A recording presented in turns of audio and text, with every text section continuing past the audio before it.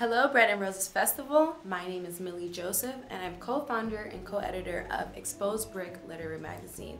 We are so excited to be partnering with the Bread and Roses Festival to feature some of our artists, which are in issue 1 of our magazine. And today, I will be taking the time to read my poem, A Love So Deep. Today, I'm walking right into myself. I walk into my own arms and confront myself. For my love is so deep that it runs twicefold.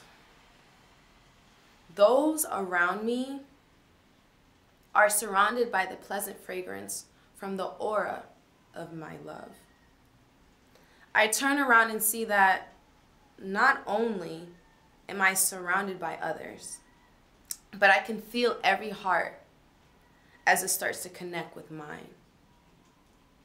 All that is within me is now within them. A piece of me left in everyone that I encounter. So now I ask, who is worthy? A Love So Deep is a poem that is not only about self-love, but also about love for those that are around you, to the depths of the level that not only do you benefit, but you get to see those around you also be affected by the aura of your self-love. At Exposed Brick, we are so excited to be able to turn not only our love for ourselves in art and writing, but to be able to take those of others and be able to create it and to be able to show those who have not had the chance to experience it to get that same moment. Please join us for our Artist Spotlight every other Thursday at 6 p.m. where we feature one artist from our issue. And if you're interested in learning more, please check out our Instagram page, which is Bricklit Mag, or check out our website, which is exposedbrickliterarymagazine.wix.com. Thank you so much for your support, and I can't wait to see you there. Hi, my name is Janae Neal, and I am from and currently reside in Lawrence, Massachusetts. I am so excited to announce that I have been published in this year's Exposed Brick Literary Magazine, and I did a piece called Not Because. I'm also excited to say that I am doing a piece for you guys today. Some things that I enjoy doing is writing and reading, and also making music. I feel like those are ways for me to express myself and share my truth as to who I really am as a person. And I believe sharing your truth and letting others know your truth is very important. So the piece that I will be doing for you guys today is called When Time Stands Still, and I'm really hoping that you guys like it. There are some moments in life that can make time feel stuck. Not frozen, but stuck. They are the moments that aren't really moments, just reoccurring events that make everything around you fade. It's like a repeated cycle that doesn't end until you're dead. Wake up, get ready, go to school, come home, do homework, eat, sleep, repeat. Sometimes people try to spice things up by switching up the order of events, but it all feels too expected, too predictable, too fake, too bland. Those never-ending cycles of repeated events always make time stand still. Not frozen, but still. Everything passes by so slowly that you could catch a fly as it zooms right past you. So slow. Too slow. Those moments make you feel stuck, Not frozen, but stuck. When it's frozen, you'll know. When it's stuck, you'll know. When time is stuck, it just needs a moment that is out of the expected to free it. But when time is frozen, it's because time is allowing someone to capture a moment that will never happen again because someone or something is melting it. See, that's when time is frozen. Not stuck, but frozen. We all have that one person in our lives that will melt a moment like that. As we savor it, savor our joy together, it freezes. Time, it freezes. And we're allowed to notice all the little things that we never noticed before, the way they smile, the way their nose crinkles every time they laugh, the little freckle that's hidden by their eye. We notice these moments because time is moving so slowly until it comes to a stop and we just see. We see the beauty. And that only happens when time stands still, when it freezes. See, when it moves at a slow pace, things are still moving and you can't really capture the moment because you're scared of getting stuck in it sometimes. There are people like that, afraid of getting stuck in it sometimes. But when time stands still with that one person who is strong enough, who brings that joy to melt a frozen moment, it's beautiful. Thank you. Hey everyone, my name is Dariaguerrero and I'm from Lawrence, Massachusetts. Recently I've been published in the Exposed Brick Literary Magazine, where a few of my pieces have been published. A few of my hobbies include writing, spoken word. I got my start doing spoken word at El Taller, right on Essex Street. And I also really love ceramics. I love making pottery and being in the studio. Today I'd love to read for you a poem that is after Martina Espada, and it's called This Is the Year. Hope you like it. This is the year. This is the year that tenants take over the tenements, revolutionizing the projects with the momentum of Taino arrowheads or the power of the raised fist. This is the year we throw out our citizenship as arbitrary stamps of a dream fully realized, draping ourselves in the wrinkle of a Cristo bandera. We crumple the threads of nationality and the outline of borders as paperwork gets lost in the shuffle of gross human error. This is the year fire hydrants are used as sprinklers in the concrete playgrounds of the hood, cooling the pavement beneath youthful toes, soothing the sweltering scorch of the sun. This is the year new life has nothing to fear.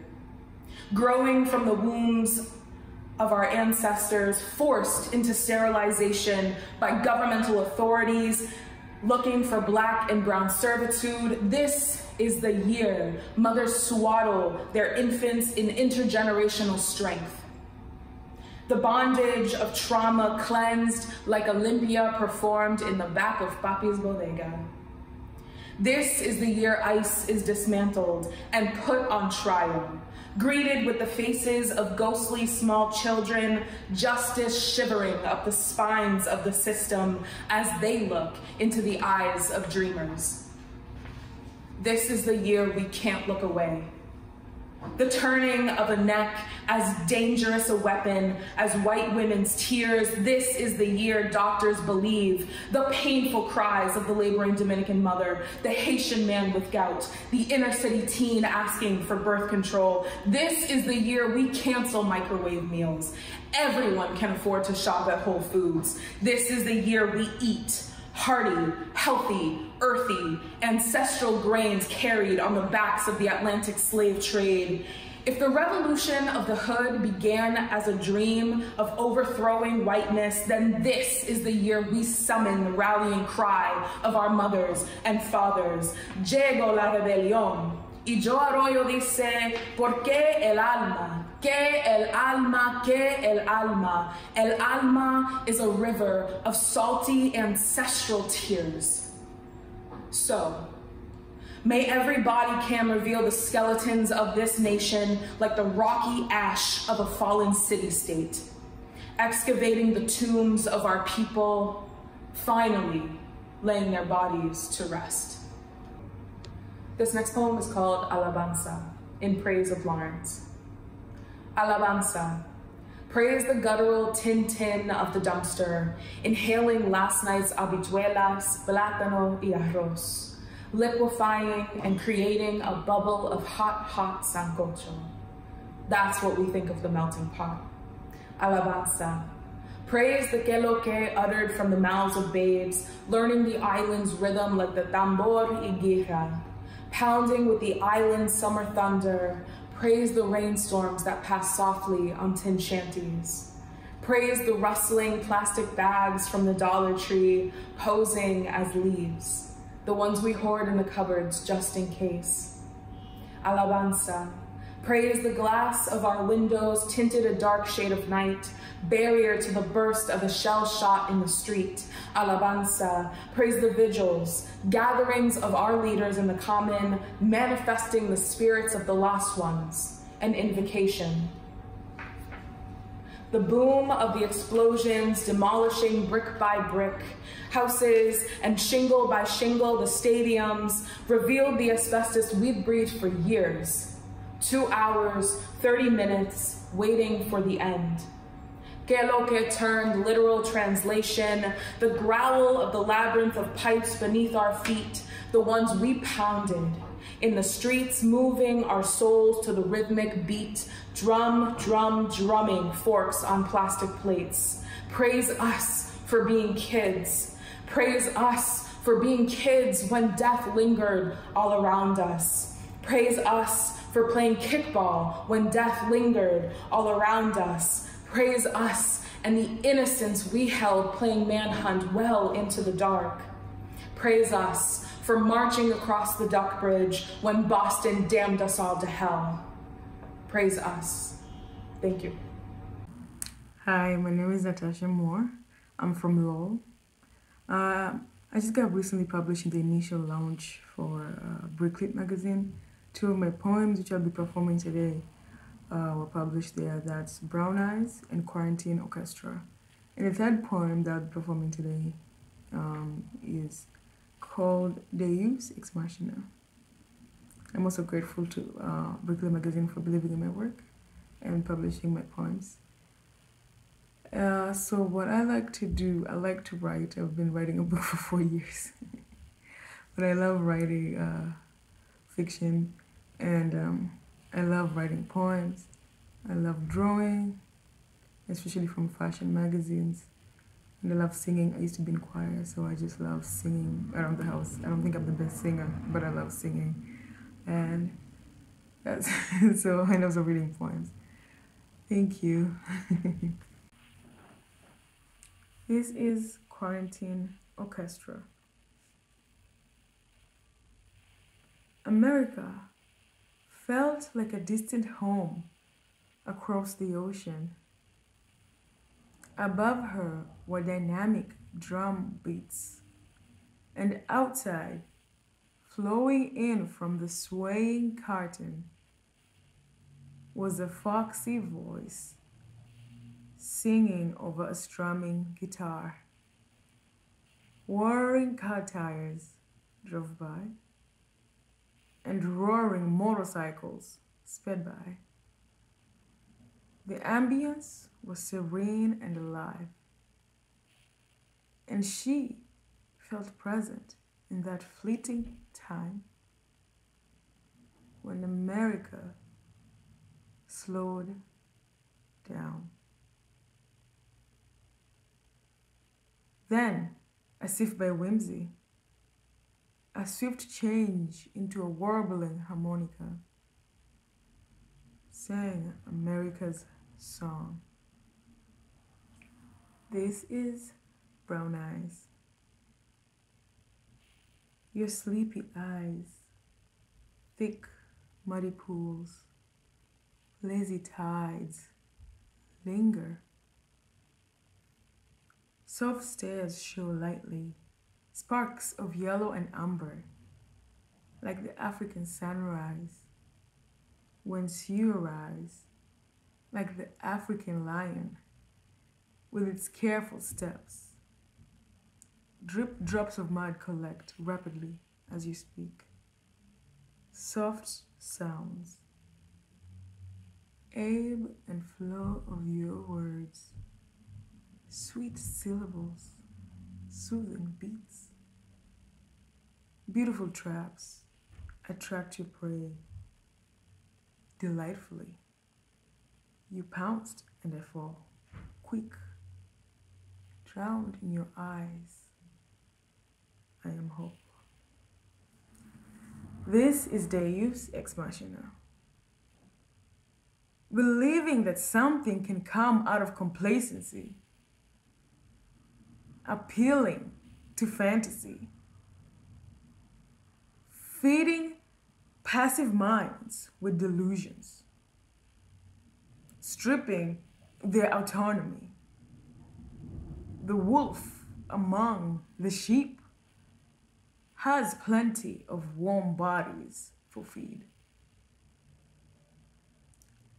The suffering ones see vivid images of their host, who they believe is gazing at them with his benevolent face. They hold on to their faith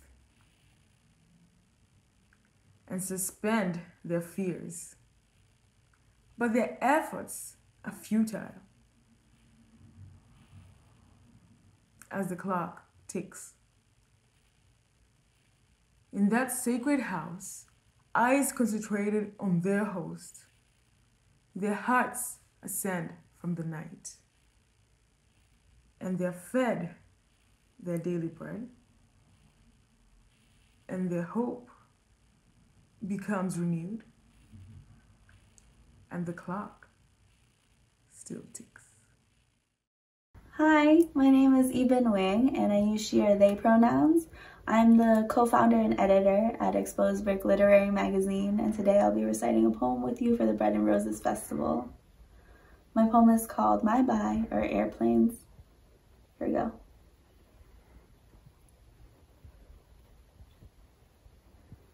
Did you know that I'm scared of airplanes? Not because they're hunks of metal that cut through the sky at inhuman speeds, but because they need a disclaimer. Warning, this method of transportation may cause nausea, queasiness, diarrhea, vomiting, lung failure, heart attack, and inconceivable, irreversible homesickness. In translation, I always feel like my stomach is turning itself dizzy and I must tinker with a barf bag strategically placed in front of me. Like I'm hungry and the mass-produced meals are compartmentalized so blandly that eating cannot fill this gaping hole. Like I'm watching my own body as an outsider incapable of communicating.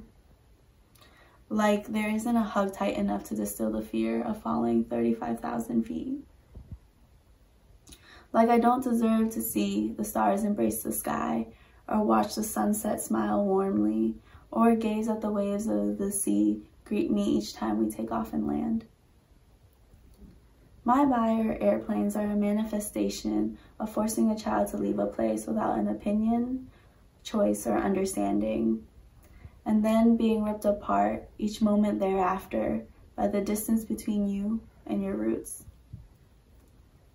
So don't ask me to cross this ocean for you unless you can be home to me.